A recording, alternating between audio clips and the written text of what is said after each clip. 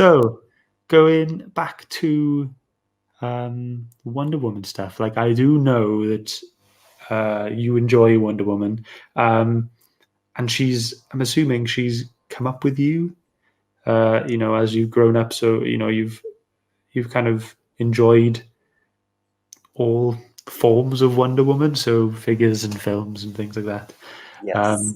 And I do believe that it was your first book.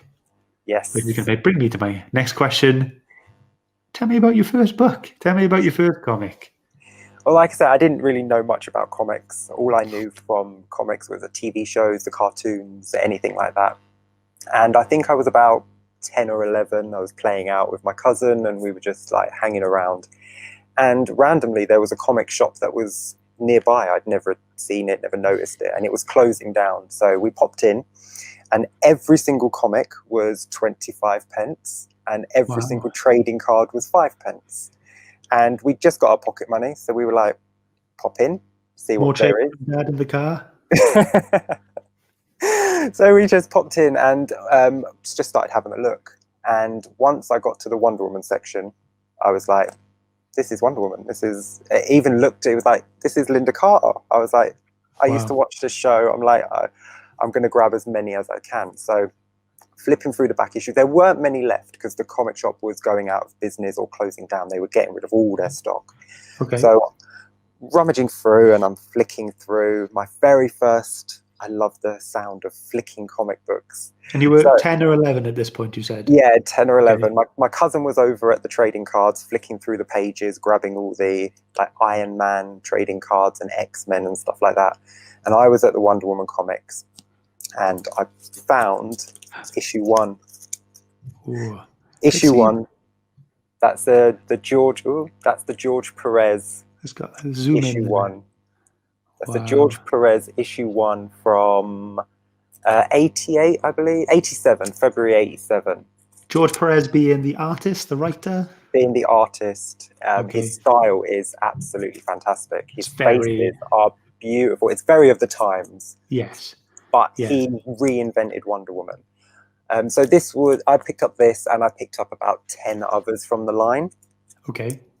And a few years back, I went to a comic convention and I got it signed by George Perez there. Oh, wow. And that was awesome. When did that come out? This came out in February 1987. 1987. What issue? This is issue 1. Issue 1. Yeah. Is that a key?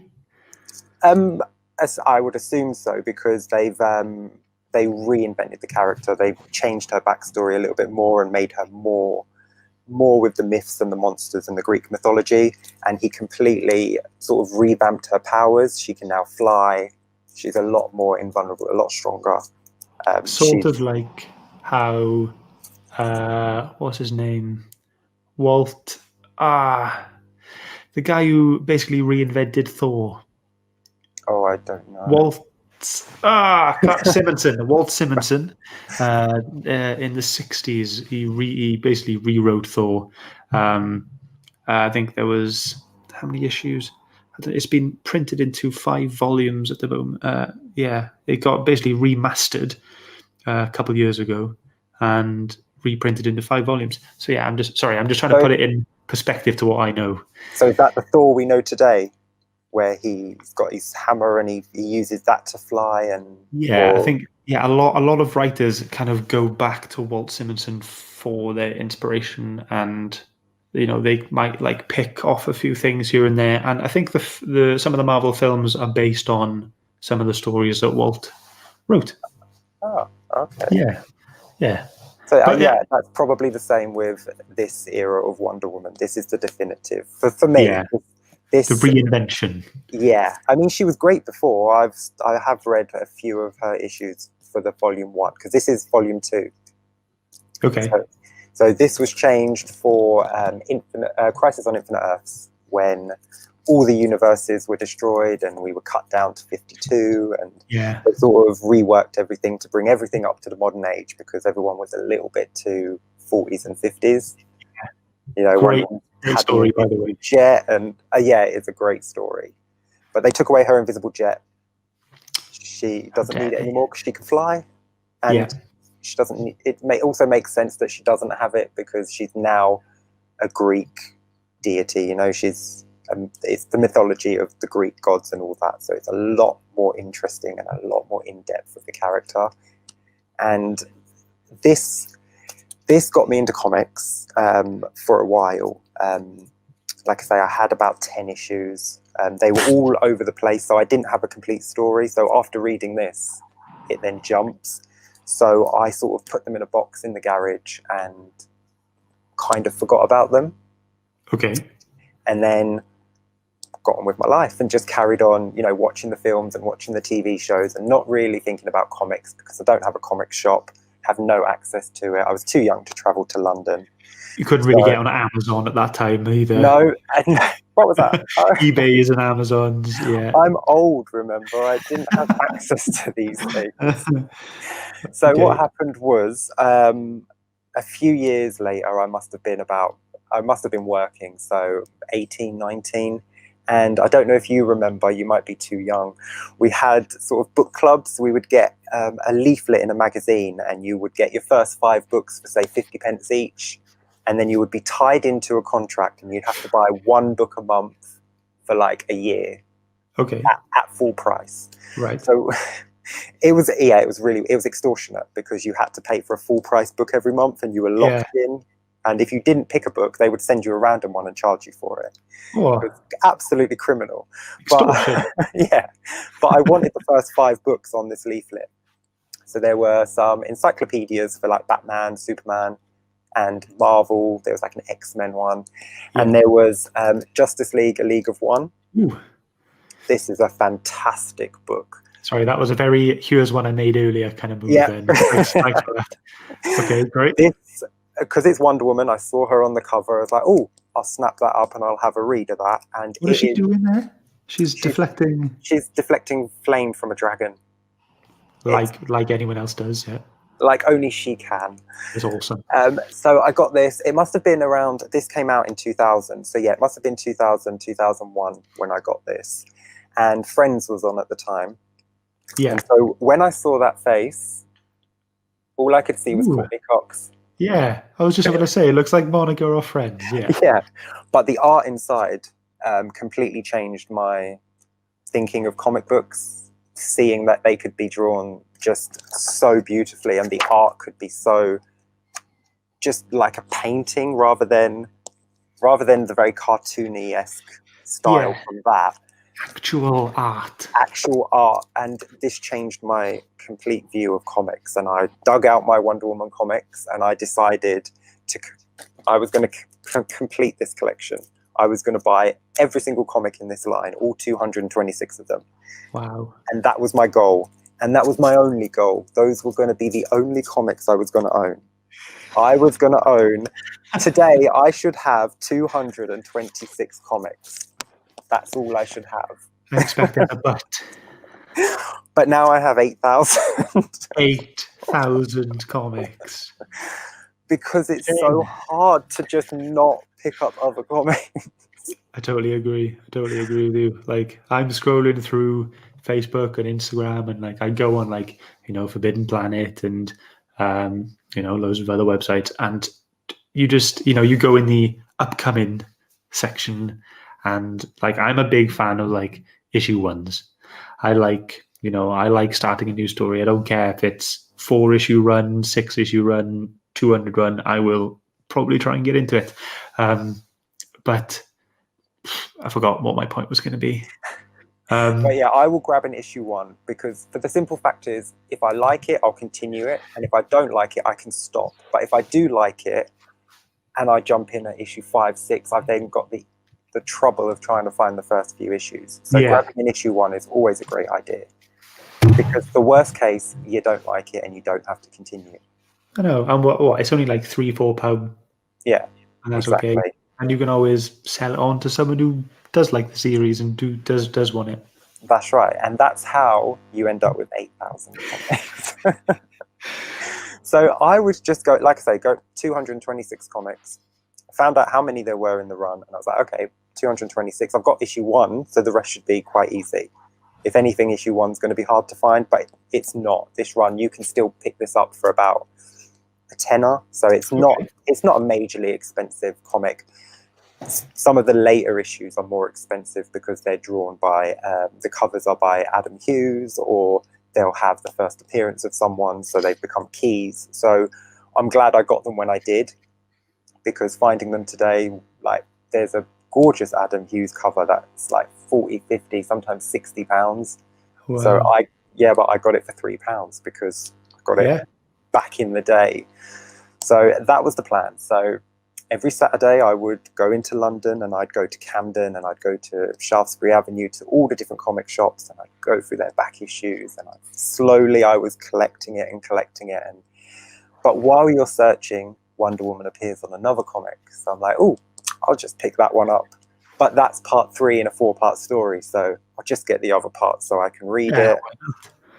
And then she'll appear in another book of that series. So before I know it, I've got 20 issues of this other series.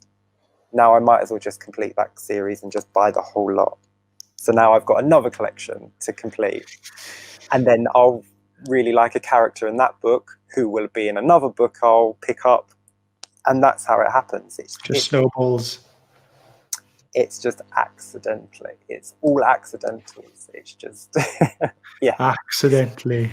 Yeah, I accidentally completed 87 issues of Superman Batman.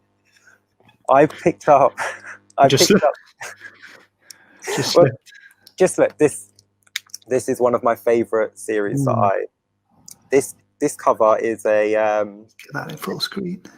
That's a Diamond Select variant. They only did 800 of these, and they were only given out to comic stores that went to the convention that year. Wow, okay. So then the store could sell this for whatever they wanted. So I managed to get, I've got 2 of these because, I'm a hoarder. But I picked up 2 of the stories from that run. There was a Supergirl story that I really liked, and there was an Elseworld story where they met opposite gender versions of themselves. So I should have just had 8 issues of that run. But then I found another story that I liked, and because I was completing these 4-issue stories, I ended up with, again, 24 issues of the run. I thought I might as well just complete it and buy all 87. Why not? So I've got all 87 plus the 4 annuals and the Secret Origins and all the variants. So what you're saying is you have 8,000 comics because you watched Wonder Woman as a child. Yes, because pretty much, yeah, because it built from the TV show to the action figure to this comic shop closing down to this book club. Yeah, just these small little things. A series of coincidences. Series of unfortunate events. They've built you up to be this person. Yes, absolutely. And I think, as a comic book reader, I think you do get a wider perspective of things. So for you to have 8,000 and you're reading all of these stories, you're learning about these characters, for a lot of people, they're not just characters, these are people. At the end of the day, the writers make these people so real and engaging in their stories, be it like about love or some sort of internal turmoil or a battle within themselves, a battle with someone else. And it's just the amount that you've read. Can you say that has given you a wider perspective on the world, on the people in it? Are you more empathetic? Because I've read so many and because I've collected them for so long, I think it's made me a little jaded and disappointed in how the characters are being written now. Okay. I think, for me personally, I think when a creator creates a character, they don't just create how they look, they create how that character should be. Yeah. So, for instance, they've created Batman. He should be the world's greatest detective. He should be closed off because he doesn't want to open up too much because he knows the pain of losing the people he loves most. Wonder Woman should always be optimistic, and she should walk out in a fight with her hands open before she closes her fists. And Superman should always be, I'm never going to kill, I'm never going to cross that line, I'm never going to use my powers outside this certain box of how my powers should be used, and that's it. So when someone takes liberties with a character, risks,